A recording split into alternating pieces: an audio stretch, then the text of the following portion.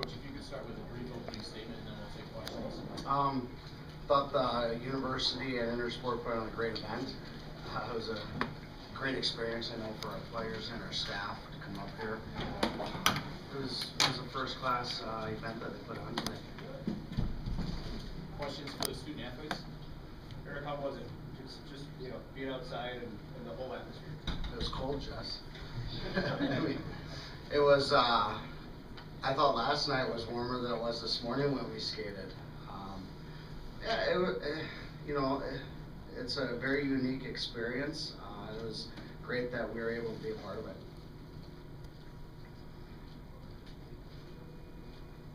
Kari, what challenges did the conditions present to the players? We got an opportunity to practice here last night, so that was nice. But typical things you could probably imagine. Wearing a few more layers than usual. The rink was a little bit different, a little bit more bouncy in the puck. Make sure your skates are sharp and make sure you're wearing your skate guards and stuff. But it were things we were prepared for, and our equipment guy Ian did a great job at getting us ready to go.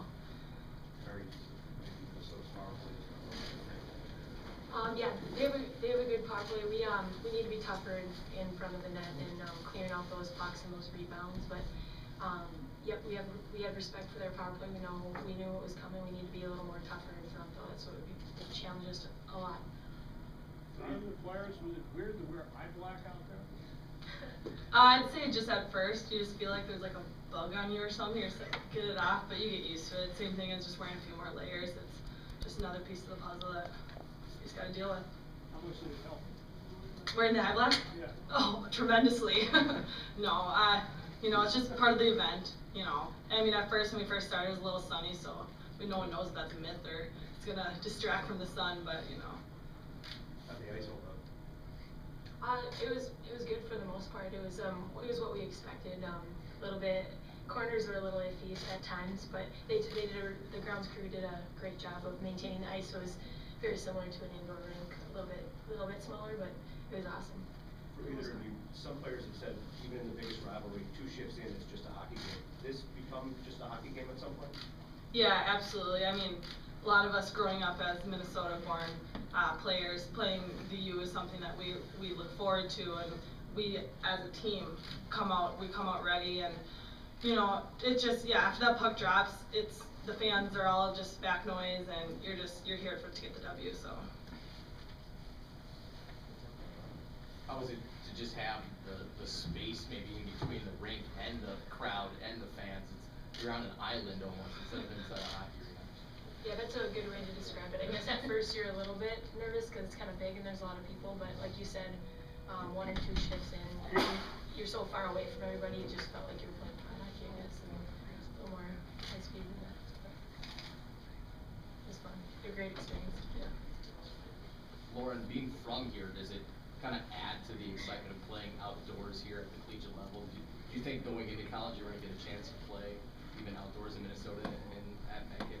Yeah, absolutely not. I mean, when Coach first told us this was even a possibility, we were mind blown. It's a dream come true. Just even for my older brother, he played in it last year. It's an experience that you'll never forget. And especially being from here, you grow up playing on your backyard. You grow up youth hockey. Your mom's rubbing your toes to get them warm. So it's just another game for us, but definitely one that will be up top there in memories.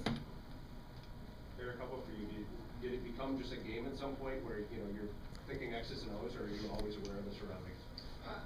No, I think our staff approach is it's just a game. Last night we talked to the team. We got to have a good practice, and you'll have plenty of time at the end of practice to take pictures. And I know they took plenty of pictures last night, but we always approached it as it's just really another game.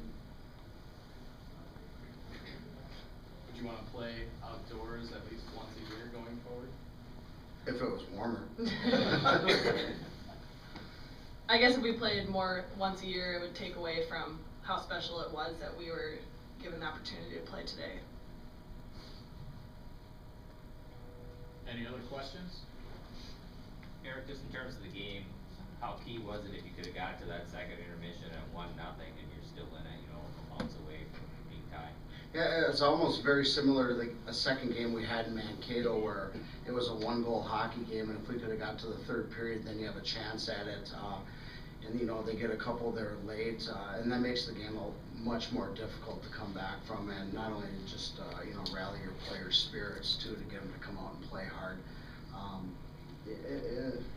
I thought it kind of impacted the game and the way it ended up. From high up, there seemed to be a lot of glare on the ice, especially early in the period. Did you guys notice that? Any problems with seeing the puck or anything like that? Warm-ups was brutal. It was blinding at first, but by the end of warm-ups, sun went behind the building, so I didn't notice it first period. Or Yeah, after warm-ups, it was pretty much a normal hockey game once the sun went down. Anything else? Thank you guys. Thank you.